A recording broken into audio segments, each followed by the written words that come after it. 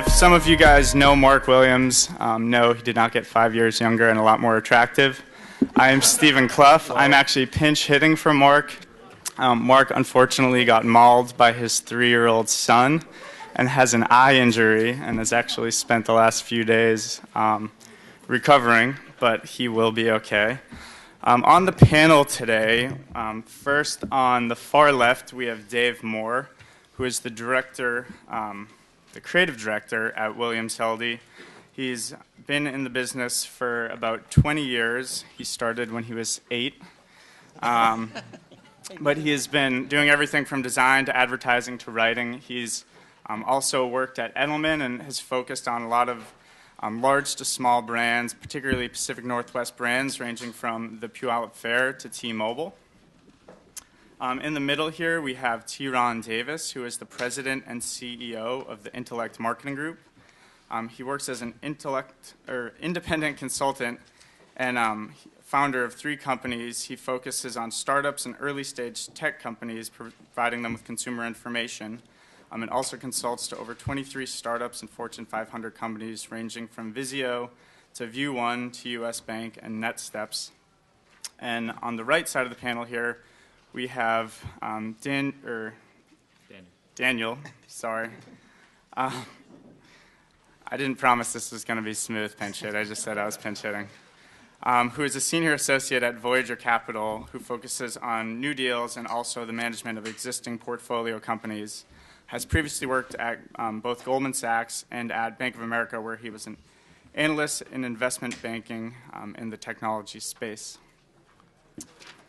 So I think the way that we're going to do this, I'm going to start with some questions for the panel. Definitely opportunities for people to ask questions during the panel. If you could raise your hand, I will call on people. And then I think we'd look to wrap up about 1:45 so we can break out into some smaller groups and have some working sessions with some of the members of the panel. So if that sounds good, we will start with kind of the very fundamental question of what makes a great brand. And I think we can start with Dave and then work our way down. What? Really? That's on the list of questions? Yes. So this is kind of my thing. I think that a great brand starts with a kind of moral compass.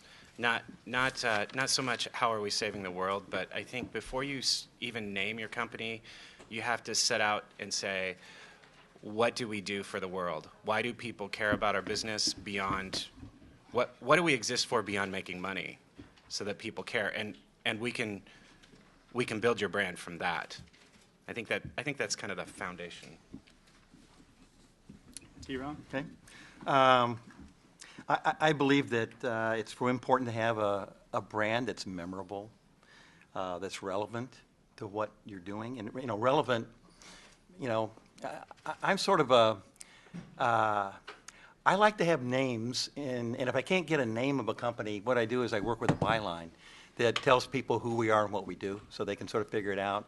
So I wouldn't have come up with Google or Yahoo or Zillow, but you can also take your brand, and by working with style or color, you can make it relevant to the particular audience that you're talking to. I did a lot of work many years ago in Fortune 50 kinds of companies, and so you saw back in those days, there was a lot of dark blue, that was in American Express or IBM or those kinds of things. So if you were selling into that industry and you came out with something in orange, you wouldn't have been relevant for the industry. That's still kind of true today, but now we've got a lot more to work at in our palette. So once again, memorable, relevant. Then the other thing I always look at, and I do this kind of when you go to domain names too, is it should be unmisspellable. So, a quick one. I was working in a company that was doing some technology for the real estate industry a few years ago, and I was meeting with Windermere, and so I had one of the top Windermere execs in my office, and I just done some market research, and I said, guess which website, and it was Coldwell Banker, Windermere, or John L. Scott gets the most traffic. Okay, and the answer, by the way, is John L. Scott.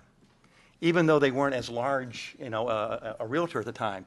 And the answer is, why do they get the most traffic? You can't misspell their name.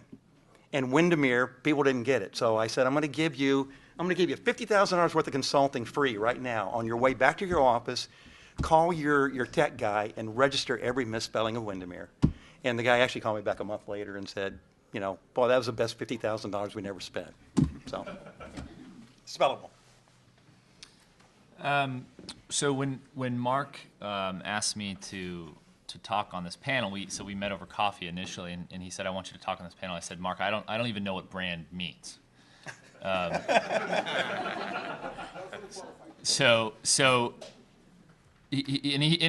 actually said, "Well, that's just absolutely untrue. You know exactly what it is." And the fact that you think that is why we want you on the panel. And the reason you think that is because you fail to realize that brand is nothing more than the perception that customers have of the businesses you invest in. And so looking at it in that light, that's utterly accurate. So if the question is what makes a great brand, from our perspective, a great brand is anything that customers identify with and leads them to purchase those products or services. So brand is relevant to Voyager Capital and to early stage investors to the extent that it is an illustration of the perception customers have with the company. And in fact, and again, I've never read a textbook on branding, so I might be way misspeaking relative to the real experts on this panel. I'll correct you. Please do. If that is true, so if you will agree with my definition of what brand means, then there is in fact nothing more important to what we do at Voyager Capital in identifying early stage investment opportunities than brand. We have made a very formalized, concerted effort at approaching brand. We call it go-to-market strategy. With very specific ideas, very specific goals, and very specific strategies for every one of our consumer companies, or every one of our companies. And I should say that ranges from consumer products to B2B products to and everything, enterprise customers, enterprise software, everything in between. And in fact, we've employed a number of frameworks, which hopefully we can get into later, around really understanding what it is that the customers of our companies are interacting with relative to our companies and how they view those companies. So I'm sure we'll have a chance to get into that. But to us, that's what brand is, and that's what makes a great brand. Great. So I'm going to throw this back to Dave with sort of a creative question. Obviously, some of the largest brands in the world spend hundreds of millions of dollars on branding and advertising. For a startup who obviously doesn't have that type of capital to support advertising and brand, what are the starting points as far as branding and advertising, the most fundamental things that they should be thinking about as we start building these brands? Yeah, I think sadly it's a similar answer. I think you have to set out with messaging as you even as you're thinking about how you're going to name your company. You want to be thinking about what you stand for, what you stand for that people care about, and it's easy to get into what I call parody land of saying we're going to be the best, we're the highest quality, we're the foremost provider of.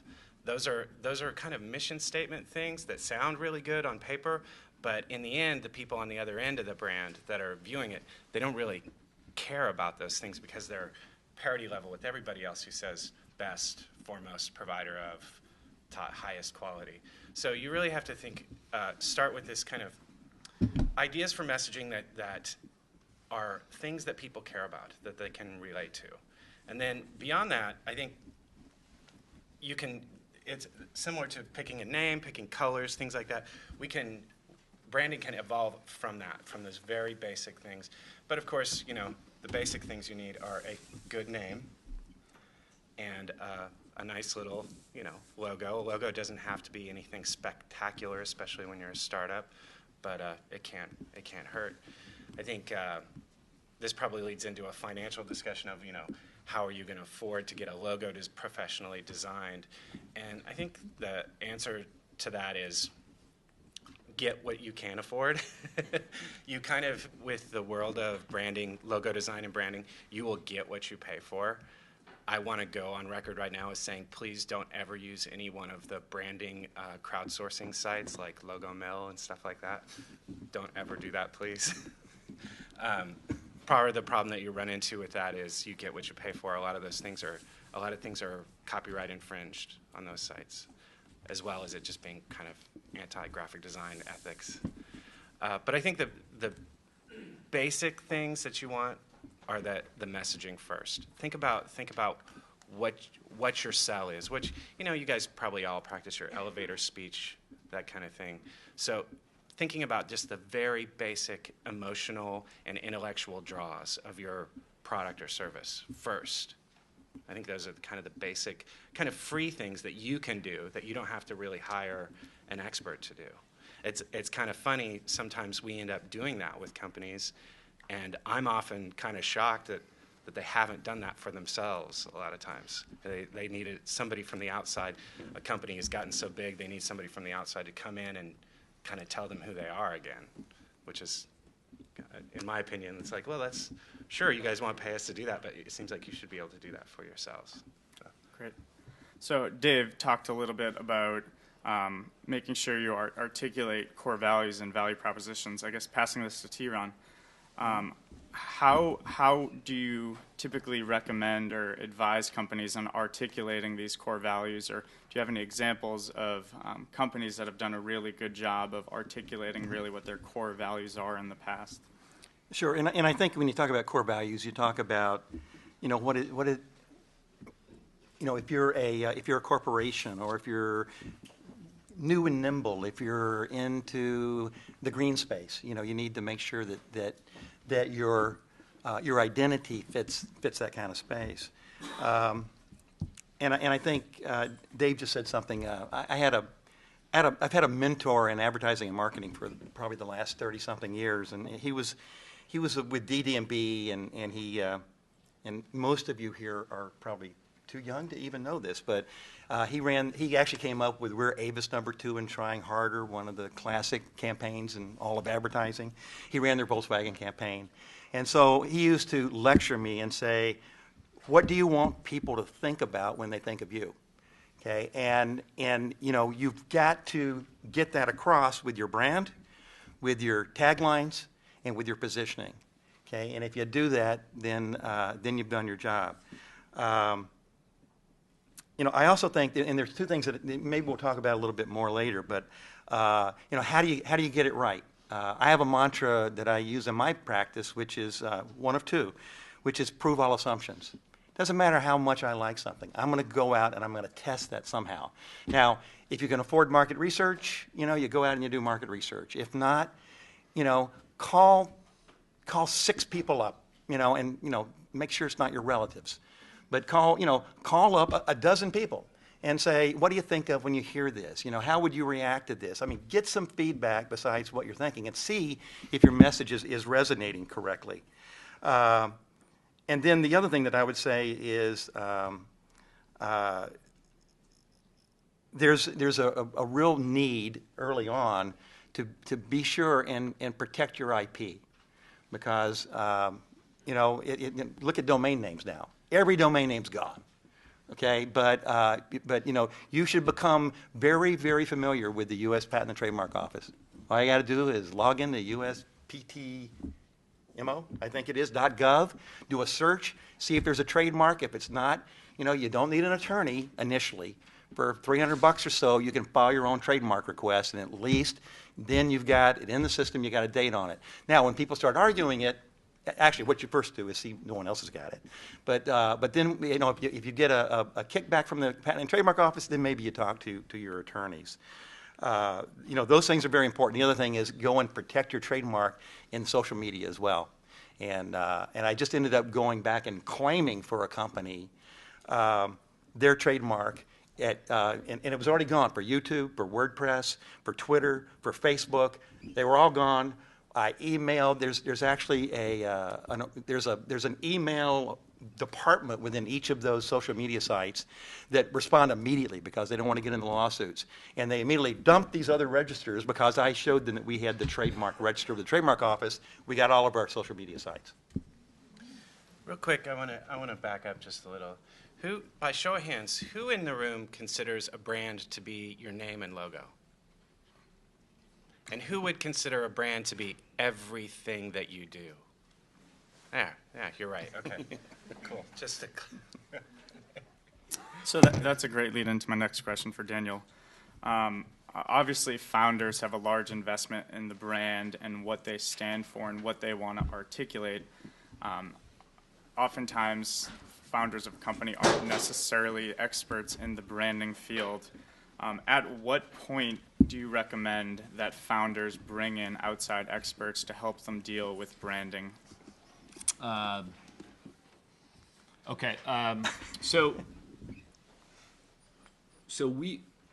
It depends on, how about this? It depends on if it's a strategic question or a tactical question. So strategically, you ought to be thinking about your brand from the instant you've decided to form a company. There are all kinds of technology that are being developed as projects at the University of Washington or in people's garages or wherever. The second you go from being a project or the second you go from being a technology to a product is the second you decide to start thinking about your brand. As a technology, you don't need any customers, and it's fun and it's interesting, and you've probably solved some very interesting questions, written some really interesting algorithms or whatever it is. The instant you make the change to, I want to sell this to somebody, is the second you start thinking about your brand and how that customer eventually will consider you in reverse. That to me is very strategic. That's baseline. That is get around the table and brainstorm how we're going to talk about our product. What pain is this product now solving for our customer or our future customers? And I think strategically those types of big meta level questions can inform your kind of strategic tornado that's spinning around your business plan now. Now, at some point, it becomes a tactical issue, which is we've defined what we're going to do, which itch we're going to scratch, and now let's start layering in messaging, campaigns, social media, logos, et cetera, et cetera, et cetera. And that really would continue to bolster the perception that your customers have of you. But initially, it's I wouldn't even separate it. I wouldn't even suggest that you should think of anything beyond brand or go-to-market or customer perception in those early formative stages. Of course, there's a lot of technological innovation that should continue to happen in the company as you continue to understand customers' problems on a more pinpointed basis. But it would certainly be a mistake if you went a day without considering branding initially from a strategic perspective. One of the things that's really tough about answering these questions, I think, is that there is no branding cookie cutter solution assembly line step 1 through 10 best practices. There's just not. It's kind of like triage in an emergency room when we do it. Each client comes in, and you have to kind of size up what those needs are based on what the product is, what they're like, what the company's mission is. A packaged good is going to have much different branding needs than a software company or a internet-based sales company or a social media application development company.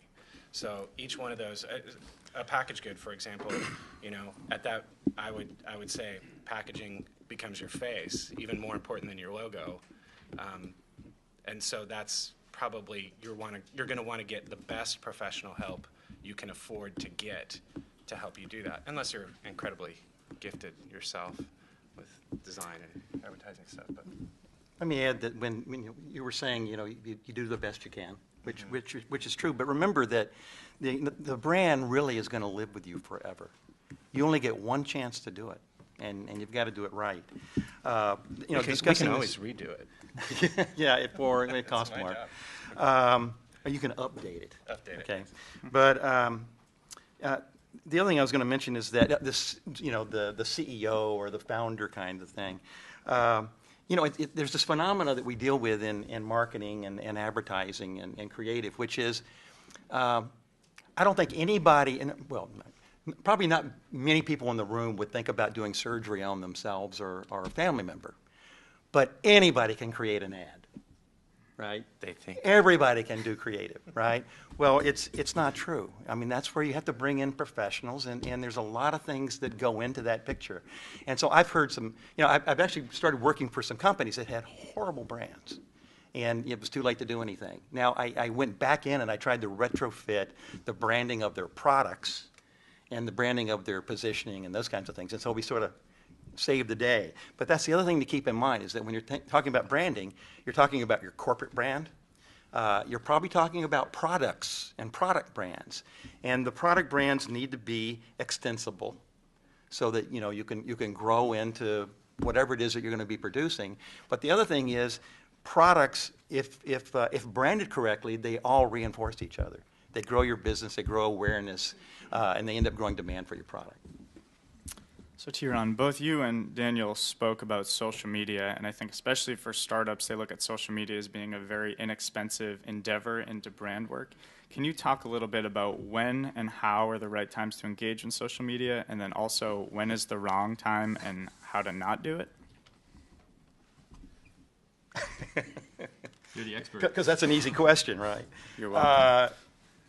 Well, it's pretty amazing these days. I've worked in a couple of very specific industries over the last 12 months with some clients. And so I've gone to a couple of big trade shows. And the trade shows all have breakout sessions and education things and seminars. And most of the sessions, percentage-wise of what's going on, have been on social media. And everybody thinks that, if I get a Facebook page and a Twitter page and I've got a YouTube thing and, whatever, I'm going to end up selling a whole lot of product. Well, that's not the case. Okay, first off, you need to understand the demographics of each of those social media venues. And they're very, very different. Secondly, and, this is no news, content is king. Okay, if you don't have good, compelling content, if you don't keep it fresh, okay, and if you don't have ways of pushing it out so that people know it's there, okay, your social media is not going to do anything. And then again, as far as the brand's concerned, okay, that's the place, like I said, one, go and claim your names, okay, because if you have, hopefully you have a trademark on your corporate name. If you do, you can get all your social media names, okay, and then make sure that every place that people see you, they see your brand. They see your. Actually, my agency, Williams-Helde. I was just showing Dave some things a second ago. Besides doing a brand for me, they gave me a whole graphics elements, planning set of materials and graphic elements. A toolkit. A toolkit. Yeah. So I've got little blue waves, and I've got backgrounds, and I've got different shadows and spider web things that we can put on our materials, and so everything that we do uses our graphics elements. So when you look at the companies that I work for, you'll see that you can look at it and you can say that's so and so company because that's their look, and that's what you want to get to. It looked kind of nice too. I could tell you did it though. Yeah. I'll bring it back. Yeah. So are there any questions out there at the moment? So I think I kind of didn't get the answer to the question you asked. Is as a startup, when do you go external? Like at what point do you need to have 0 customers and you start and you think you're going to now go get customers that you go to experts like yourselves, or do you go when you have 1 million? And I'm not trying to drum up business for my agency friends or for myself, but I go to the professionals first. I learn. I'm not an artist. I'm not a graphics person. I'm pretty good at going in and describing very clearly what industry we're in, what problem we're solving, the demographic of the people that we're trying to communicate with, the feel of the industry, or maybe the social commitments or the product commitments. And when you work with a great agency, they take that and they turn it into, an element, a graphic element that represents you. I can't do that. So I've done it sometimes very inexpensively in comparison, and other times, I go out and I get as much as I can get from the clients I work for, within reason. And I've done agency searches just to see who I could afford to work with in some cases. And I would very early go to professionals because, like I say, you only get one chance to do this. Okay, your image is your image. Your brand is your brand. It speaks for you. I would say to the social media question, I would say that it's very important from a very early stage to make sure that you have a web presence. And so there's a lot of very deep, nuanced thinking that goes into SEO and SEM and Google rankings and all that. And that can get very expensive very quickly, like exponentially expensive, right? To get to that last, you don't need to go to the vertical part of that curve, but you ought to think about your web presence and test it yourself on a day-to-day basis. And there's very inexpensive options for, you can diagnose your website. And unless I'm missing a title, I'm missing content. Here's 2 broken links. All these things hurt me in my Google rankings. Fix those. And it's easy, $40, $50 a month. Doesn't cost you anything. And it's very important. And web presence, right, comes in a lot of different formats. Make sure you have a Twitter handle that you use frequently. And Twitter's great because I found this out recently. You can say, tweet this at 1:35 on Friday. Right, I think that might be Hootsuite. But they're right, so use... There's a way of doing it. Use, get there on late on Thursday night or whenever you think of it, write 8 tweets and schedule them out for the week. So should do little things like that to have a web presence and enable people who are searching you to find you. So when you talk about content is a key, right? Content is key. And also I think timing is also an asset as well. So I take care of my social media, my Twitter, my Facebook a lot. But I also write my blog. But I get a lot of feedback. A lot of people read my blog and give me feedback on those like grammar issues and also the best word to use or some type of depth. So I try to hire some copywriter to do that work for me. But actually he don't get what I exactly want. But I ask because ESL problem, so I cannot write the perfect English there because people get my idea, but kind of lower that quality of reading or beautiful part of what I want to say. So do you guys have suggestions on that? So because I sell high end of those iPhone gadgets, iPad gadgets, those are expensive stuff, and I focus on that segment who are like geeky, but who like fashion and who are like pop buffs, who like are early birds and want to adapt the new innovative iPhone cases such as this one. So funny winter fur for girls. So what do you have? Do you guys hire people to tell them what I want to tell, or just doing that and still have grammar mistakes and stuff? Not too much, but just here and there. But it feels like a little bit jokes sometimes. I've got a solution that I use, and one is, I don't think you can write really compelling blogs or put out your materials on any of the social media, even your website, if you're not a subject matter expert. Okay, you want the person that knows the most about whatever it is that you're selling to be talking about it. And unfortunately, if that's you, that means you've got to do it. But I also have a proofreader. Okay, and I actually went on Craigslist about a year and a half ago because I had a company that decided they didn't want to spend money on an agency to do public relations. So they said, "You can write it. You just write the press releases for us." And I said, "Okay, fine. I'm not but we'll save some money and I'll do press releases." So and I know their technology pretty well, so I could do. I'm sort of a subject matter expert, but grammatically, and the other thing is I type way faster than I think. So I'm throwing in extra words, and who knows. And so I went on Craigslist. I found a proofreader that she's got a PhD in divinity from Harvard, and she's, and so she's got time on her hands, I guess. But it turns out that she's done proofreading for books and magazines and whatever, and she charges me like $30 an hour to do proofreading. And she's in Boston. So I send stuff over to her, when I finish in an evening, usually within an hour or two, because she's at home. She fires this thing back. I would say she spends maybe 15 minutes on a press release, just proofreading. And by the way, she rephrases things for me. She corrects errors for me. It comes back, and about once every 2 months, she sends me a PayPal bill, and I owe her like $45, right? So, so that's it. Get the most knowledge you can get, and then find yourself a great proofreader. Or come see me, and I'll share her with you. Maybe she'll get out of that divinity job if we get her enough proofreading. I think one of the biggest mistakes people make with social media is not really having a plan for it. I mean, that's what we see in the advertising world is people just kind of they don't really have a plan for what they're doing. They put the same information out through every single channel. There's all kinds of different information. There's new product information. There's customer service feedback, all this stuff happening all at the same place. And I think the people who are making the best use of social media are the ones who have it kind of a purpose for each part of social media that they do, and they have it as a plan, part of a larger communication plan that they have.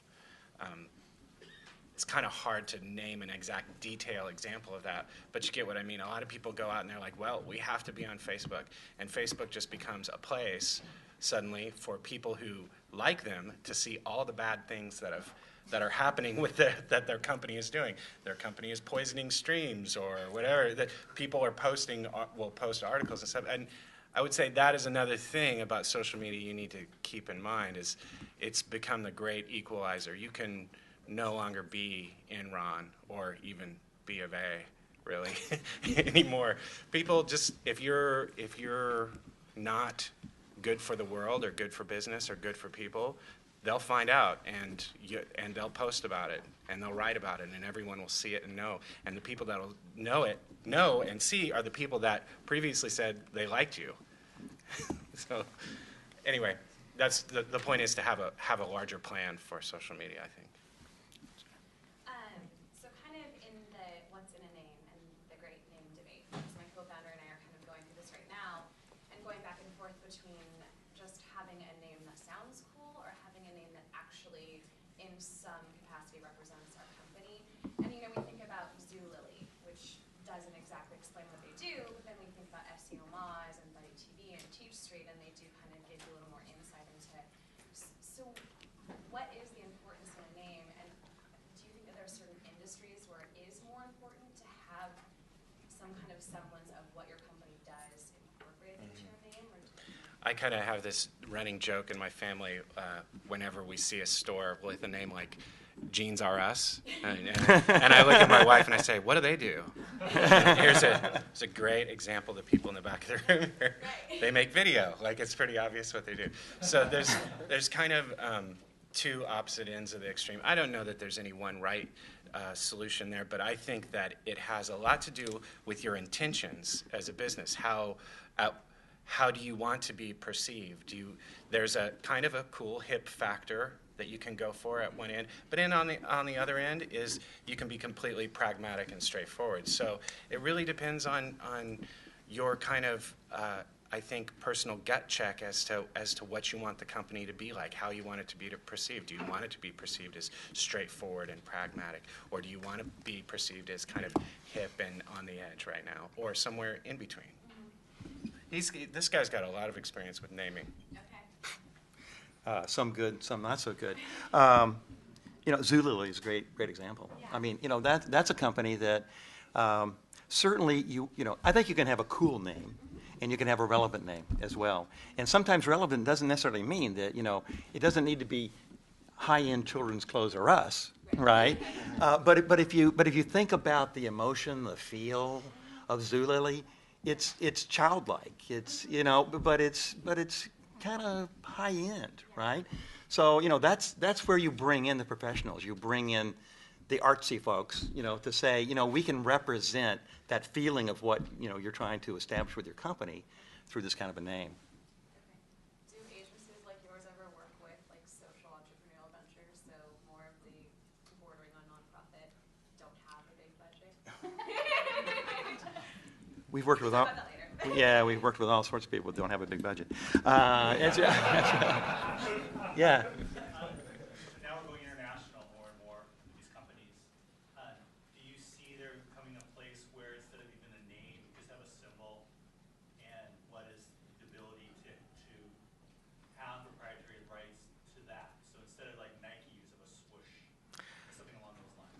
The Nike logo started, it said Nike at first, though. They spent years and years and a lot of money to get to the point where they could drop Starbucks coffee off of their logo. I mean, oh, sorry, that's a different company. But it takes a long time to get to that point. I think that you need a verbal cue. You can't have just a visual cue. It has to be a verbal cue.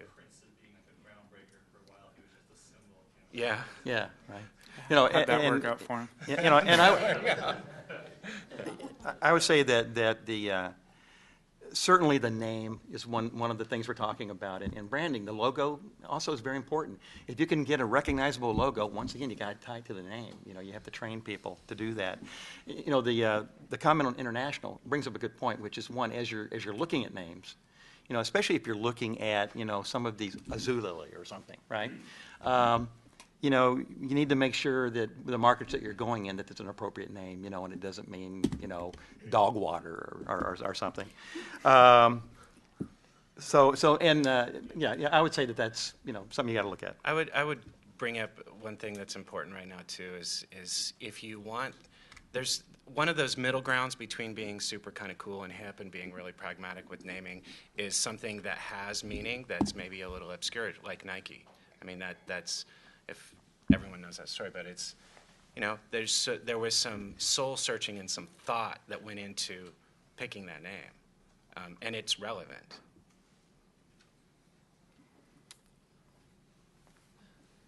Getting back to social media campaigns, so I know enough that I don't know enough about having a social media campaign. So what are my options? Again, my thing is we're starting a food cooperative in Yakima, so we don't have a big budget. Right. And so what are the options as far as doing that? What you've said is having a campaign around social media and doing it so that it can work. I think that one of the great places to start with social media is to kind of educate yourself on kind of the basic blocking and tackling of PR a little bit. You want to kind of have a message platform, like a thing that you say, and then kind of figure out how you're going to use each channel. So if you want to just report on things that have to do with your product field, Facebook you decide that that's what you're going to kind of do with say Facebook. But if you want to drive people to events and sales and things like that, then maybe Twitter is a little bit better. But at the same time, it depends on your product or service in your company what it is. But I would say if you really want to look at kind of where to start, I would say pick up some basic books on public relations first. The kind of thinking that the public relations firms do is very much similar to the way advertising is, where they start with this, if they're very good at it, they start with this kind of, what's our message? It's like if you're being interviewed for the news. What's your point? What's your thing that you say? What is the thing you stand for? And kind of base all your editorial off of that. But I mean, just I think some common sense would be that, you know, Twitter's very much a kind of very active, very responsive, a great way to tell people that there's an event happening at a certain place at a certain time, or yes, and so there's kind of some basic things that make sense for it, but everyone's still kind of discovering about what works and what doesn't for that. So it's hard to say that there's any kind of best practice or rules or anything like that. Matter of fact, I would say as an overall rule, anybody who says these are the 10 best practices for anything related to marketing or branding, they are full of crap. They are completely full of it because it'll change tomorrow. But I mean, we'll try to give you the best knowledge we have. Cool. We'll do one more quick question, and then we will do the little breakouts. Thanks. So I am my brand. I'm not developing a company that's a product other than me. I'm a coach. And so the question I have for you is around what do you think is different about branding yourself? And I have a business name, but it really is me. Is there anything different that you would recommend around branding advice for somebody that has a services company or is really branding themselves? Broad question. That is broad. Yeah. I think it becomes about well, it's obviously becomes about you, but it becomes about qualifications like your resume, so to speak. So only it becomes about, I guess, if you're a coach, I guess it would become about your accomplishments and history and time and also results oriented. I would say that those are probably what you. And you're the entity, so you still have to position yourself, right? You've got to talk about what it is that what problems you solve, and how you do that, and why you're the best person to be able to do that, and talk about track record and reputation and those kinds of things. You might be able to find some hook, though, some real point of difference that you have if you dig deep enough and make that kind of the basis for your business operation. There might be something you do that's better than everybody else or different than everybody else. I think I have it. I think it's probably time for me to talk to somebody to get some help on my own branding. I think if I could add one thing as far as the branding discussion goes, what branding ultimately is not about what your company is, but it's about how it's perceived. And perception is reality at the end of the day. So figure out how you want people to perceive your company, and then brand yourself that way.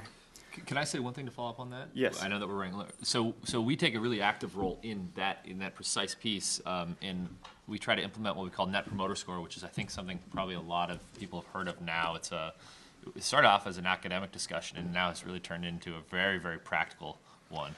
And Net Promoter Score is a really, really simple survey to give to your customers, and you ask them only, would you refer us to another customer? And the likelihood of you referring to us, will you please rate us in a 1 through 10? 10 being not only will I would already have, and 1 or 0 being never, no way. And the Net Promoter Score, the equation is really simple. It is anybody who gives you a 1 through a 6, you assign a -1 to all of those. Anybody who gives you a 7 or 8, assign a 0, and anybody who gives you a 9 or 10, assign a 1. And you want to be positive. And in fact, you want to be very positive on that score. In fact, you can give yourself a percentage out of that. We found that to be the most actionable brand measurement tool in our portfolio companies. In fact, we have implemented in maybe half of our portfolio companies compensation being directly linked to Net Promoter Score for the CEOs and for the sales team, et cetera. Yeah, quickly. Yeah, I've got a quick one. I also want to talk about how you can use your brand in all sorts of unconventional places. A few years ago, I had a good friend that was starting a medical malpractice company, and so he called it Cranium Insurance. So he sends me this thing over, and by the way, it was CRA. It was done in the Google kind of colors. So, I happen to know Richard Tate, who invented the game Cranium, and I said, first off, Richard's going to come sue the pants off of you, and secondly, what are you doing? Are you insuring only brain surgeons? So, we sat down, we started looking at the brand, and so we came up with this name, Advocate MD. And I went and had a logo person design a great logo. They liked the idea of it. So the first thing I did was I had their VP of sales get Advocate MD stenciled on his golf bag. The guy couldn't get to the third hole without having a doctor come up and say, what do you do? And he goes, oh, we do medical malpractice insurance, right? So the good news there is Advocate MD was just acquired 2 years ago by one of the largest insurance companies for hundreds of millions of dollars. And the acquirer has kept the name. They've become I think they're probably the second largest medical malpractice company in the Southwest right now. But, you can put it on golf bags. So don't forget that. Great. Well, thank you guys for the questions. Thank you to the panel. Now, Dave, T-Ron, and Dan are going to sit at different tables for a breakout session, and if people want to ask individual or more specific questions to any of these guys, I encourage you to do so, and I will as well. So thank you. I'm taking